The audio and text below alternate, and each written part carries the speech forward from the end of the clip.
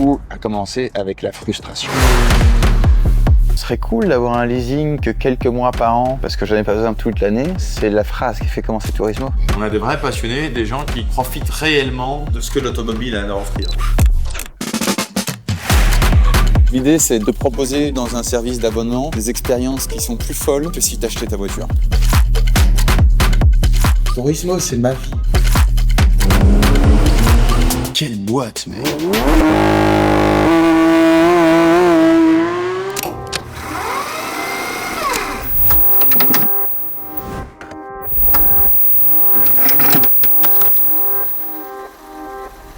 J'ai eu l'idée de louer ma voiture et j'ai loué une seconde voiture et puis ça s'est enchaîné.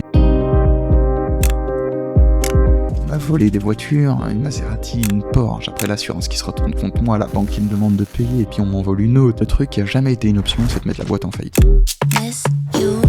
Quand on a commencé ce chantier, on avait 200-250 000 de budget. On a fini à 1,5 million. On va chercher la Clio 4 ce matin. C'est la toute première Lamborghini Technica livrée au Luxembourg. Il faut qu'on achète des voitures. Il y a un camion qui arrive avec 7 Macan. On a été les premiers à mettre une 480 Pista en location. C'est pas beau ça? Ça me rappelle pourquoi je travaille. Mon goal, ça a toujours été d'avoir une entreprise qui est avant-gardiste. Ce qui est sympa, c'est de voir comment ça a été fait. Et je trouve ça cool qu'il y ait plein de gens qui ont envie de suivre ce type de move. Aujourd'hui, nous introduisons la catégorie. J'augmente le capital de Turismo Belgium. 3-4 pays, ça me conviendra pas. Qui aurait prévu qu'on rentre dans le marché belge avec 40 voitures d'un coup? Faire un truc grand, violent. Il va avoir un nouveau membre dans l'équipe et la destination va être le directeur. Mais il va falloir attendre 18 ans. Salon de l'auto de Bruxelles, ils nous ont contactés pour nous proposer de faire un partenariat. Premier jour au salon. Zéro pipeau, c'est tout à nous. Si ça te fait vibrer l'automobile, pourquoi pas toutes les avoir? C'est 1000 fois mieux que d'avoir une voiture. Nous avons décidé de franchir une nouvelle étape afin de vous permettre de devenir actionnaire de Turismo. On a fait 1 million en 18 minutes. Les gens savent pas qu'est-ce que leur coûte leur voiture. À mes yeux, le monde de l'automobile, c'est une supercherie.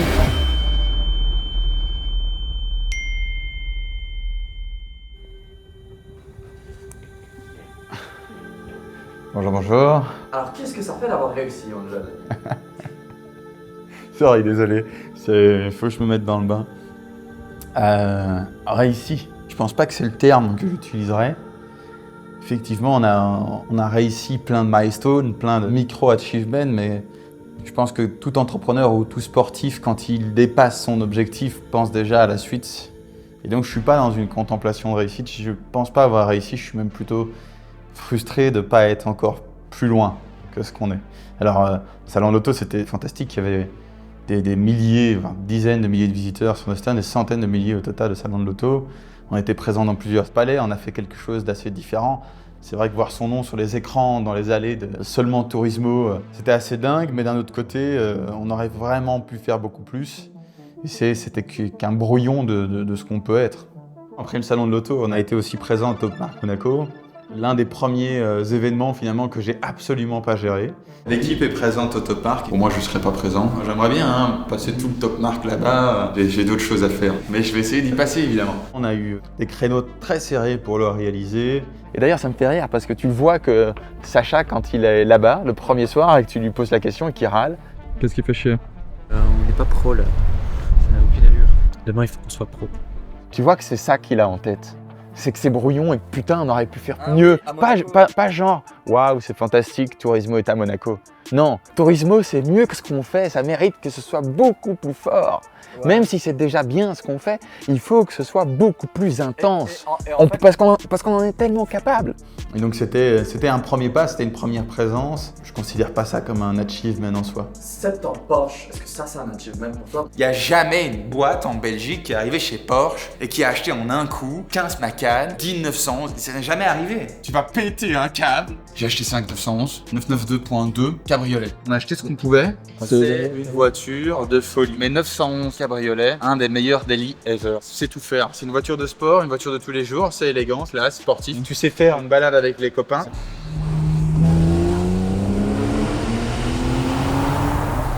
cours. Aujourd'hui, on reçoit 2 Macan. Demain, il y a 4 911 qui arrivent, on en sort une. 3 G63. La semaine prochaine, il y a un G63 et les 3 autres 911 qu'on reçoit. Et la semaine d'après, 8 Macan et 3 RS. C'est costaud. Déjà, avoir ma première Porsche, c'était déjà exceptionnel à l'époque. Bon, maintenant, je considère plus que ce sont mes Porsche. Hein. C'est des Porsche de Turismo et des abonnés. Et puis, 70 Porsche, ça se fait pas en une fois. C'est des milliers d'étapes.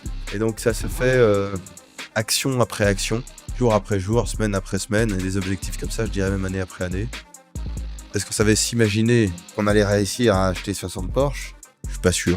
Et dans tous les cas, savoir qu'un plan, c'est des centaines, des milliers d'étapes, et que chacune aide à découvrir celle d'après. T'achètes une voiture, 2 voitures, puis tu les achètes par 5. Puis après, waouh, on a acheté 10 Macan, et puis 27 Macan, et puis 10 911. Et donc, de nouveau, tu te rends pas spécialement compte du nombre et de ce que ça représente. C'était chouette, mais maintenant je suis plutôt...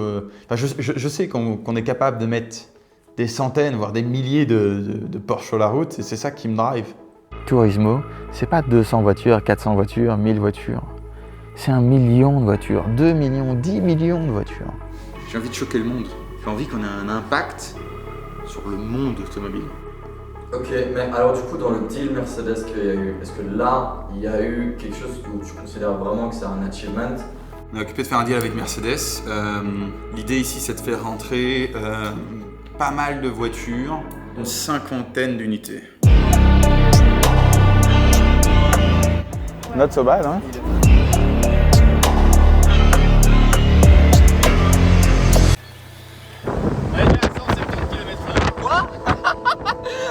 Le deal Mercedes, il y a 2 choses qui sont vraiment différentes. Cette fois-là, on les a toutes achetées en un coup, 50 et 60 Mercedes en une fois. La deuxième grosse nuance, c'est le deal en soi. On avait un problème, on achète de plus en plus de voitures, tu vois. Mais à un moment donné, il faut les vendre, ces voitures. Et quand tu achètes 15 voitures sur un mois, 2 ans après, 3 ans après, il faut vendre 15 voitures, tu vois. Et en fait, au plus on grossissait, avec vendre 10, 15 voitures par mois, 20 voitures par mois, c'est une concession, quoi, tu vois, c'est des petites concessions. C'est des voitures de luxe, on parle en plus, tu vois, c'est des voitures à 200 000 balles. Donc nous, ça nous intéresse absolument pas de prendre du temps, de les stocker, ça coûte du pognon, il faut continuer à payer les financements derrière, l'assurance, etc.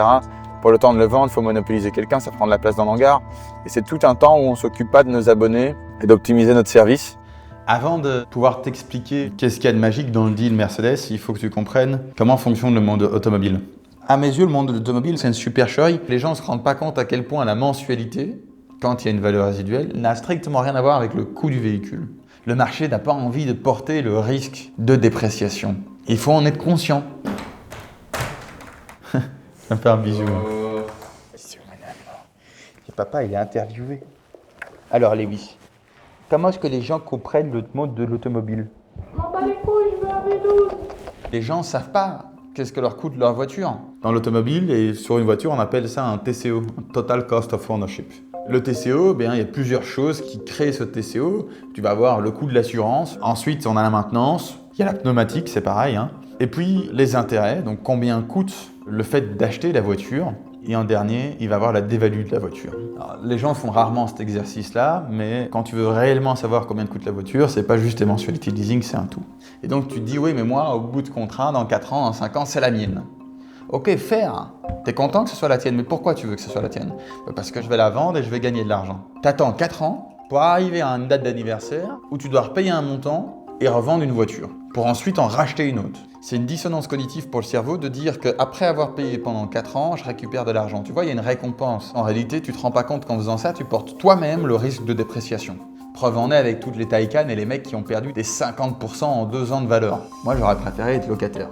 Et du coup, ça rabat toutes les cartes. Parce que quand tu comprends ça, une BMW peut coûter moins cher qu'une Peugeot de temps en temps. Parce que la Peugeot va plus déprécier que la BM.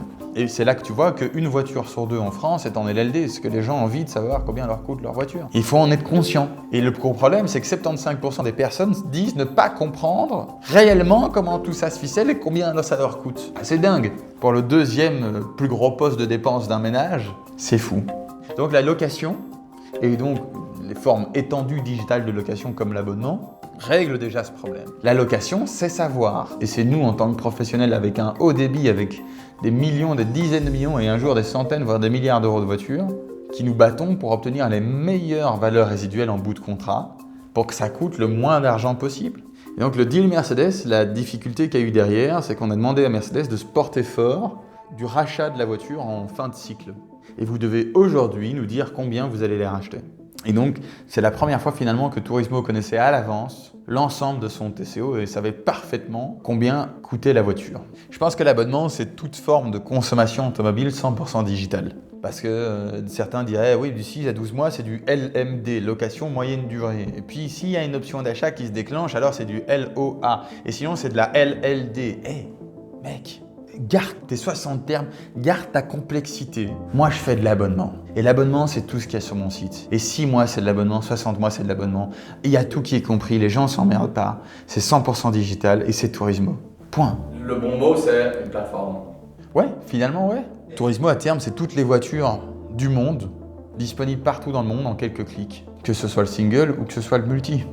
Et comment ça se passe? Turismo, aujourd'hui, c'est de pouvoir prendre un abonnement en 3 minutes en se matant Stranger Things à la télé. Tu ouvres ton téléphone, tu cherches sur notre marketplace la voiture qui te convient, qui te plaît, puis tu configures ton abonnement, la durée, le kilométrage, tu envoies tes documents, tu reçois le lien de paiement, tu payes et t'es livré. Voilà.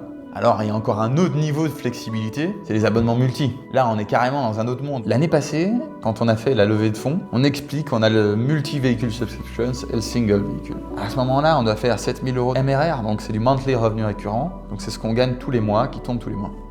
En 10 mois, on a fait x 40. Donc c'est pour ça qu'on a mis le multi de côté.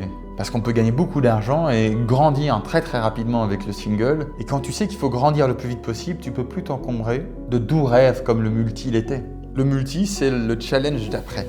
C'est la flexibilité d'après. Après 3 ans d'existence, je mets fin à Turismo Multi, Turismo Plus et Turismo One. C'était une façon de parler pour un peu glorifier ce moment. On a évidemment mal communiqué. C'est de notre faute, on aurait dû expliquer qu'en fait, Turismo, ça peut pas être limité. Ça doit exploser telle une boule d'énergie, paf. Et que pour ça, c'est le single qu'il faut faire. Donc ça, c'est le pivot qu'on a fait. Je sais pas si tu imagines un petit peu l'impact financier que ça peut avoir pour Turismo. C'est colossal. À un moment donné, je suis descendu et j'ai dit, oh écoute, je vais te dire un truc, faut que tu me suives. Je vais tout changer, je vais faire un pivot de ouf, et s'il te plaît, ne viens pas rajouter une goutte supplémentaire d'émotion. Ah, le multi, non.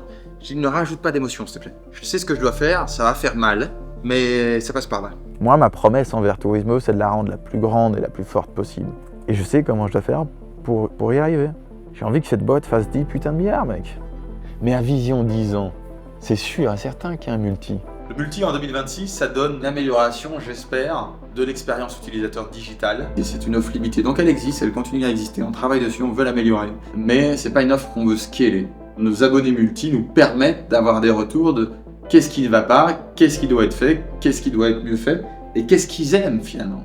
Et c'est suffisant pour l'améliorer. Ça sert à rien de doubler, tripler le multi, alors qu'il y a des choses à améliorer.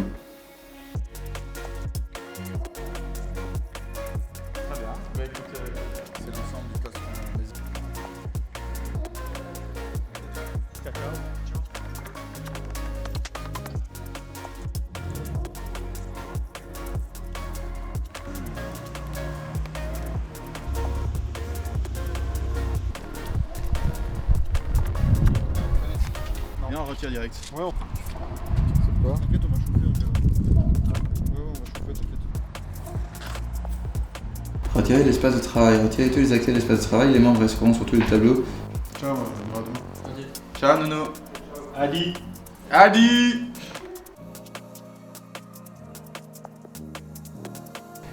Ciao, à demain.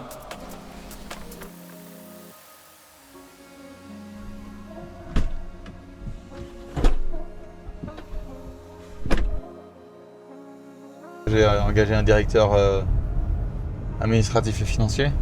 On va voir un petit peu, hein, il est en phase test. Et le temps que le DAF va te libérer, tu vas le consacrer à quoi alors? Augmenter l'intensité de développement de Turismo. Par exemple, là, j'ai déjà relancé le développement de Turismo Single en Suisse. Oh putain, elle s'est installé son PC dans la cuisine pour travailler.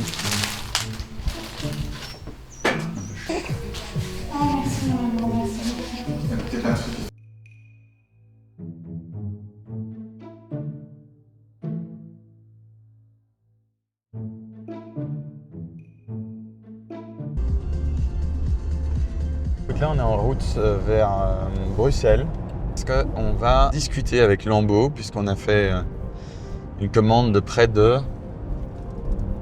On doit pas être loin de 2 millions, hein.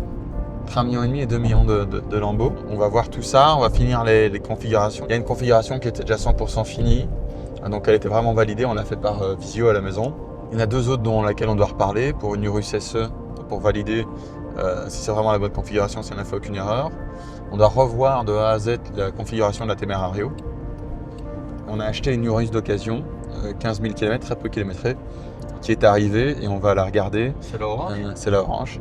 Et on va regarder pour voir un petit peu qu'est-ce qu'on va faire, quel type de covering on va faire, etc. etc. Il me faut juste son sac. T'es réveillé? Il vient de se réveiller, il fait une grosse sieste. Je veux bien de l'eau, merci. De l'eau? J'ai fait une grosse sieste. Oh là là. Ah, on y est? Et voilà. Ok.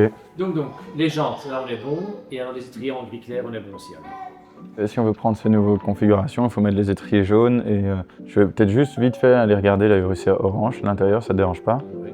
Parce qu'en fait l'idée c'est est-ce qu'on reste bien sur gris intérieur rouge et noir ou est-ce qu'on part sur une couleur un peu plus vivante? Moi, je resterai sur un gris rouge noir. Ouais, le cross-stitching, je suis pas fan. Bah, ça peut être beau dans certaines configurations. Et c'est quand même un peu différent à l'intérieur. Hein. On va rester sur la configuration rouge et noir. Ouais. Mais ici, l'idée, c'était de remettre tout en cause, tu vois. C'est pour ça que je le fais. Mais... Alors, on peut, si tu veux. Hein? Mais c'est brillant! What? Mais elle est brillante, la caisse! What? Mais incroyable! Mais arrête tes bêtises! Mais c'est incroyable. Mais j'ai vu satin dans ma tête. Attends, je vais filmer ça direct. Bon les gars, j'ai rien compris du tout. La voiture, en fait, elle est brillante, elle est pas satin, elle est magnifique. Je vous la montre. Boum. Elle est magnifique. Ah, je suis content, ça c'est une bonne nouvelle ça. Ouais, je viens de gagner 10 000. Voilà, pas d'XPEL.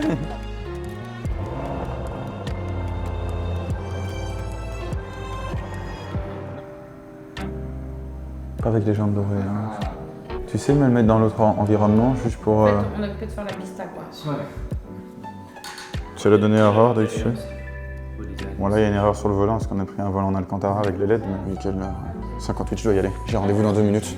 Sorry. Tu m'excuseras? Ok. Tu fine-tunes un peu avec du rouge et tout? Oh tu tiens en main! C'est la première fois que tu tiens en main! Waouh! Félicitations bébé! Félicitations mon bébé! Waouh! Lamborghini! Lamborghini! Lamborghini! Wouh! Ok, non mais c'est juste pour comprendre, pour pas dire de bêtises non plus. La ref que t'as pas, c'est l'importance de l'immatriculation d'une Lamborghini. C'est-à-dire que si tu réimmatricules la voiture, elle devient second propriétaire, et puis ensuite elle va devenir troisième propriétaire. Ça descend à chaque fois la cote de la voiture. Donc il faut minimiser le nombre d'immatriculations, même si c'est pour un jour. Ça s'est marqué sur la carte grise. Je ne savais pas, je vous prie de m'excuser très cher. Je ne savais pas.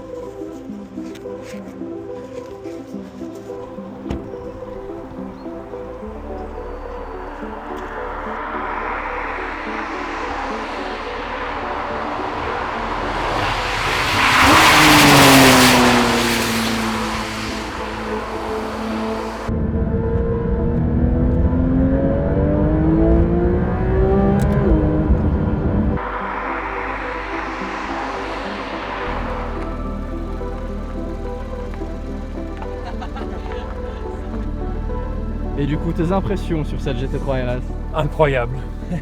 Ce sont les mots. Non, elle est magnifique. Le feeling, elle est tellement efficace là dans les petits, dans les virages, c'est incroyable. Quand il y aura la ligne, je vois pas vraiment comment on peut faire mieux, quoi.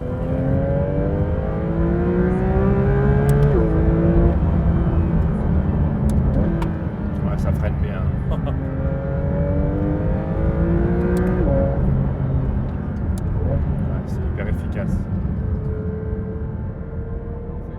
J'ai toujours été passionné de voiture, donc en fait dès que j'ai commencé à gagner de l'argent, j'ai commencé à louer des voitures de sport. Et donc du coup, j'ai loué une première fois chez Angel, de son ancienne société. Et après, on s'est liés d'amitié. Et je le connais depuis, je dirais, 5-6 ans maintenant. Et donc du coup, il m'a fait une proposition. Et c'est à ce moment-là que j'ai investi dans Turismo. Ce que j'ai vraiment bien aimé, c'est que Angel, il a toujours été super honnête. Il m'a toujours raconté les hauts et les bas du business. Il n'a jamais essayé de cacher quelque chose. Et donc c'est vraiment ça. Et c'est sa détermination. Et moi, comme j'ai toujours dit, je l'appelle le magicien. donc voilà. Je voulais gagner de l'argent pour me faire plaisir avec des belles voitures. Et donc le fait de rentrer dans l'actionnariat de Turismo et démarrer cette aventure-là avec quelqu'un que j'appréciais, en qui j'avais confiance, ça me permettait aussi de pouvoir profiter et un petit peu de participer à cette aventure. Tu vois, le fait de parler, je me rappelle quand on a acheté la Pista, en fait, il m'a envoyé des photos. Quand il y a eu la 600 LT, il m'a envoyé des vidéos. Guillaume, j'espère que tu vas bien et que ça avance ton business là-bas. Pour Lifetype, je ne sais pas toujours si elle va être disponible ou pas. Mais t'inquiète pas, tu peux compter sur moi. Ça va recommencer à partir de semaine prochaine. Il va y avoir les achats. Donc, c'est pour ça que je suis un peu débordé pour l'instant. Mais tu peux compter sur moi et on te fait les tarifs encore aujourd'hui. Ciao, ciao. C'est à toi alors qu'il a envoyé la fameuse vidéo où il teste la 600 LT pour la première fois. C'est ça, ouais. Je viens de vivre un des moments les plus passionnants de ma vie automobile. Et il est à moitié en pleurs. Avec les larmes aux yeux, exactement. Ouais. J'ai crié comme si j'étais un putain de gamin. Il m'a dit, c'est la caisse la plus folle que j'ai jamais conduite. C'est la caisse la plus incroyable que j'ai jamais roulée toute ma putain de vie. Elle lâche des flammes de 40 cm, frérot. Dès le début, en fait, on a toujours une relation de confiance. Et puis après, je pense qu'il y a des choses, tu le sens, un petit peu le flair. Il y a des gens, tu le sens ou tu le sens pas. Et ce que j'ai toujours aimé, c'est que autant dans les bons moments que dans les mauvais moments, quand ça allait pas trop bien ou que c'était chaud, il m'a jamais menti en fait. Je me souviens à l'époque, il y avait énormément de voitures en commande et il y avait un autre actionnaire qui devait rentrer à ce moment-là parce qu'on avait signé le deal à 2. Et cet actionnaire-là, en fait, nous a plantés quoi. Et malgré ça, toutes les voitures en commande, il a pu toutes les acheter. Faire un petit tuto, comment dans la vie claquer 3 millions d'euros.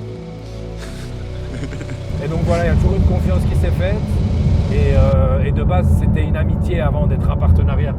Pour être honnête, j'ai pas trop réfléchi. Je me suis dit, j'aime bien l'aventure, là, ce qu'on me propose, ça m'intéresse. Je pense que dans la vie, quand tu as une opportunité et que tu sais que ça va pas trop te mettre dans la merde si tu le fais, il faut pas trop réfléchir. Dans tout ce que j'ai fait, j'ai toujours foncé, quoi. La croissance de l'entreprise a été énorme. À l'époque, il y avait 3 personnes qui travaillaient en plus d'Angel. Maintenant, il y a parfois 20 personnes avec toute l'équipe. Et donc au final, voilà, c'est ça vraiment le kiff et le plaisir de l'aventure Turismo, quoi. Enfin, que moi, j'ai de mon côté, quoi. Tout fait, là.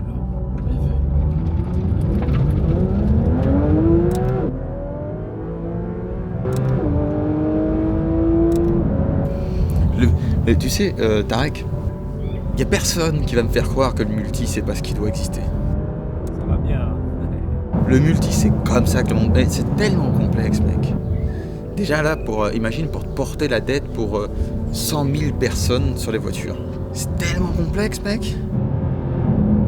Tu sais, je veux que tu sois client chez moi, en catégorie 2, il faut que j'arrive à réunir 120 000 balles de moyenne. Alors oui, j'ai des outils bancaires, etc. Mais la banque, elle me donne pas 120 000 comme ça, il faut aller les chercher, tu vois. On va dire, on va voir, allez, cette année-ci, ok, je vais peut-être vous prêter 10 fois 120 000 euros, puis on verra en fonction de vos résultats. Ah ok, un an plus tard, ah ouais, écoutez, je veux bien vous prêter 20 fois. 20 fois, 20 personnes. 20 personnes. Les gens, ils rigolaient, ils disaient, 90 clients l'année passée. 90 clients à 130 000 hors TVA de valeur moyenne pour une boîte qui a 3 ans. Mais t'es malade dans ta tête. C'est d'une complexité inouïe de parvenir à faire ce que Turismo fait. Aussi rapidement et avoir l'attraction et des bons prix pour les clients aussi. Ça va fort, franchement c'est impressionnant. Mais qu'est-ce que ça freine. Je l'ai dit 50 fois, mais c'est hyper impressionnant. Et en fait, et de toute façon, on est un peu trop avant-gardiste. Le multi, c'est une guerre de 10 ans. Le single de 5. Je veux remporter le single, et puis je m'attaque au multi. Je serai le king du single. Et le single restera en part de marché bien plus grand que le multi pendant longtemps. Le marché de l'automobile, il va bouger et bouger et bouger. Et cette révolution va prendre un temps de dingue. En fait, c'est marrant parce que moi, avant, j'envisageais Turismo vraiment au max 50-100 millions quand je faisais encore de la location de voiture, tu vois. Mais que j'étais déjà en mode, je veux que ce soit partout en Europe, etc. Quand je suis passé à l'abonnement, j'ai commencé à me dire 100, 200, 300, peut-être un jour 1 milliard. Puis je me suis conforté dans l'idée 1 milliard. Et aujourd'hui, je suis carrément sûr de mon coup que ça peut valoir des dizaines de milliards. Mais que c'est peut-être pas Turismo qui va l'emporter ce marché. Il y a une boîte qui vaudra des dizaines de milliards. C'est une certitude. Dans 5 ans, il y a une boîte qui vend des bagnoles en ligne pour les faire consommer en quelques clics et qui vaudra des dizaines de milliards. C'est une certitude. Il faut qu'on fasse que ce soit Turismo. Si c'est pas Turismo, ce sera quelqu'un d'autre.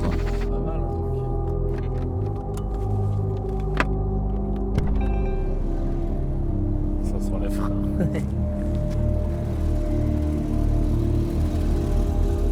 Ça porte hâte.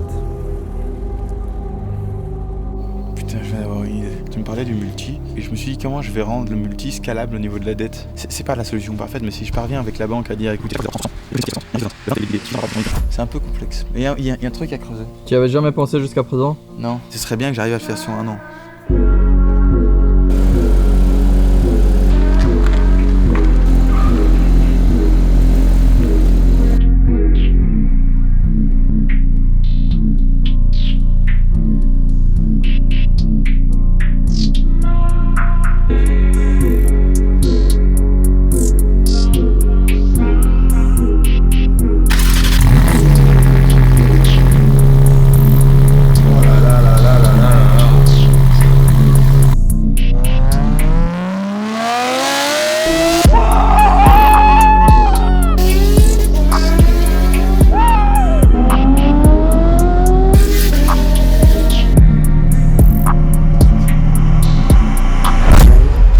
On s'est fait voler une voiture, les gars. Oh non, putain.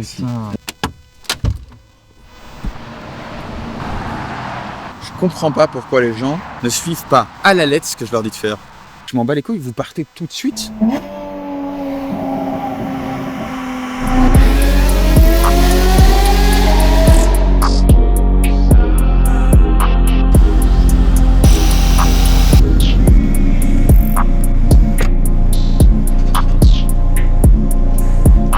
C'est vrai que de temps en temps, il y a des gens qui me disent tiens, t'es au bureau, ça m'étonne de te voir. Hein. La dernière fois, il y a un de nos partenaires qui dit ça, j'étais là, wow, pourquoi tu dis ça? Là, t'es toujours sur ton bateau. En fait, c'est assez rigolo parce que ça, c'est les réseaux sociaux. Tu vas sur le bateau, ça fait 3-4 posts, les gens pensent que t'es en vacances pendant 1 mois. J'ai pris 5 jours. Donc non, beaucoup de travail. Et je dois changer pour ça. Je sens que les responsabilités, le poids qui pèse sur mes épaules n'est plus le même. C'est-à-dire qu'au plus Turismo est grand, au plus il y a des abonnés, au plus il y a des équipes, au plus il y a une communauté, au plus il y a des investisseurs, au plus j'ai une pression. On joue plus dans la même cour, quoi. Regarde, je pars en vacances, mec, je pars 5 jours. 5 jours. 5 jours et je pars pas en mode tranquille. Il est 20h14, on est encore en train de bosser. Tu sais très bien que je vais devoir bosser là-bas. J'ai eu rendez-vous avec les premières leasers chez Turismo Suisse. Ok. C'est un way, accord verbal, et toute la structure est prête. On devrait sortir notre première voiture d'ici 2 semaines. Stylé. Ok. Turismo, c'est obligé d'être rentable. Pourquoi je dis que c'est obligé d'être rentable? Parce que moi, j'en ai rien à faire de la rentabilité. C'est que pour les banques, même mes investisseurs, ils s'en foutent. Pourquoi? Parce qu'en réalité, une start-up, c'est pas censé être rentable, c'est censé croître, c'est censé grandir, c'est censé faire de plus en plus d'argent, avec une vision qui à terme est rentable. Mais être rentable au moment J, on s'en fout. Moi, ça me fait souvent penser au moment où le journaliste demande à Jeff Bezos comment il peut peser autant de milliards quand il perd autant de milliards. Here's the thing I don't understand. The company is worth billions. Yes. And every time I pick up the paper, each year it loses more money than it lost the year before. The company's never made a profit. That's right.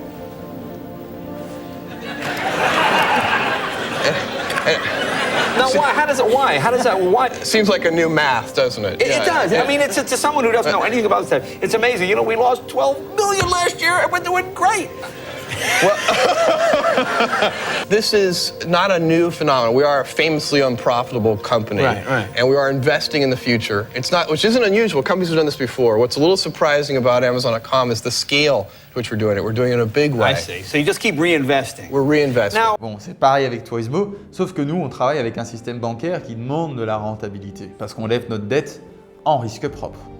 En risque déporté, c'est le client qui la lèverait, donc on s'en foutrait. Mais le risque déporté n'est pas possible pour le multi. Donc oui, aujourd'hui, Turismo est rentable. Est-ce que c'est mon intention qu'elle soit rentable aujourd'hui? Oui, parce que je dois satisfaire un petit peu tous nos acteurs. Mais c'est un jeu entre rentabilité immédiate et croissance. Au plus tu veux avoir une croissance importante, au plus tu diminues ta rentabilité. Au plus tu vas avoir une rentabilité importante, au plus tu descends ta croissance. Donc le tout, c'est de réussir à avoir le bon compromis, le bon ratio entre rentabilité et croissance. Pourquoi c'est important pour toi de devenir licorne? Moi, le terme licorne, je n'ai rien à foutre. Mais parce que je peux. Si je peux, je dois. Et parce que l'argent n'est plus si important que ça. Enfin, mon leitmotiv, c'est plus l'argent, tu vois, je veux dire, enfin, personnellement. Parce que tu me demandes personnellement, là, pas pour Tourismo. Le but d'une entreprise, c'est de grandir. Si là, tu me dis, Angel, achète-toi quelque chose que tu veux, je suis satisfait, j'ai plus de biens matériels qui m'intéressent. Tu vois ce que je veux dire? Il n'y a pas quelque chose qui m'excite. Alors oui, tu as toujours des plus grands rêves, etc. Mais il y a un moment donné où tu dois être pris par quelque chose de plus fort, de plus intense. Tu vois? Et pour moi, c'est de parvenir à faire quelque chose de grand. Je suis angoissé de ne pas faire quelque chose de suffisamment grand dans ma vie parce que jamais de la vie, j'ai envie de regarder en arrière et me dire « Putain, j'aurais pu faire mieux ». C'est atroce, je ne le supporterai pas. Parce que moi, je vise le maximum de ce que je peux être. Il y a un départ et il y a une fin à notre existence. Tu vois ce que je veux dire? Il y a un moment donné ou un autre, l'histoire se termine. C'est notre vision qui est la bonne de l'automobile. C'est nous qui allons être sur le podium de cette course-là. On a fait 1 million en 18 minutes. On est la plus grosse levée sur la plateforme actuelle, alors qu'il y a des levées qui sont là depuis 20 jours. Alors cette levée de fonds, elle a changé beaucoup de choses. Eh bien évidemment, on a déjà acheté 10 millions d'euros de voitures. Et quand on achète des voitures, on ne les achète pas cash, c'est complètement stupide. On les achète avec de la dette. Et pour avoir de la dette, il faut avoir une contrepartie en cash. Donc nous, on apporte une partie de cash, des capitaux, et la banque apporte de la dette. Donc le cash, il a été utilisé pour mettre des apports, pour acheter des voitures, et ensuite pour grandir l'équipe, investir dans nos technologies. On a beaucoup investi dans nos technologies, je pense qu'on l'a vu, quand on faisait encore la levée, on était encore sur un site Wix. On a ensuite repassé sur notre site qu'on avait créé. On a refait demi-tour parce qu'on avait tellement changé des choses que ça ne fonctionnait plus, les gens étaient perdus. Et maintenant, on est à la version 2.5 de notre site qui fonctionne beaucoup mieux, qui est bien mieux et qui commence à intégrer la vision qu'on veut donner à ce marché. Puis le site, c'est qu'une vitrine derrière, il y a une vraie machine de guerre qui s'appelle Magic, qui est en fait toute l'interface qui fait tourner l'entreprise, qui nous permet de mettre n'importe quelle voiture disponible dans n'importe quel pays avec différents setups de temporalité. Donc celle-là, elle est disponible de 6 à 60 mois, celle-là que disponible de 48 mois, c'est une occasion, c'est pas une occasion, elle est bleue, elle est jaune. Et on doit savoir le faire en un claquement de doigts, et puis on doit savoir récolter toutes ces demandes. Et puis il y a un milliard de choses, l'état de notre flotte, où sont nos voitures, à quel moment, quel kilomètre elles ont, est-ce qu'elles sont disponibles pour un autre client. Enfin, tout ça est géré par un système qui s'appelle Magic. On s'est rendu compte qu'on devait tellement changer les choses qu'on a juste après des mois de travail, tout redéchiré et tout recommencer du départ. Le développement du site et de tous les systèmes Tourismo est en développement constant. Actuellement, le développement se fait sur 2 continents. Dans le passé, on était sur 3, où ça travaille 24 heures sur 24. Et là maintenant, on est vraiment sur quelque chose de solide. Et l'année prochaine, je voudrais qu'on investisse 4 fois plus dans le développement R&D en 2026. Magic est l'outil le plus nécessaire à tout Tourismo. Si on fait Magic, on a fait 90% du boulot et faire le site n'est plus que mettre en design. On a besoin d'équipe, on a besoin de technologie, on a besoin de voitures. On a mis les ponts et voilà, résultat des ponts. Tu vois, je peux de nouveau... Ça résonne tellement il y a plus rien.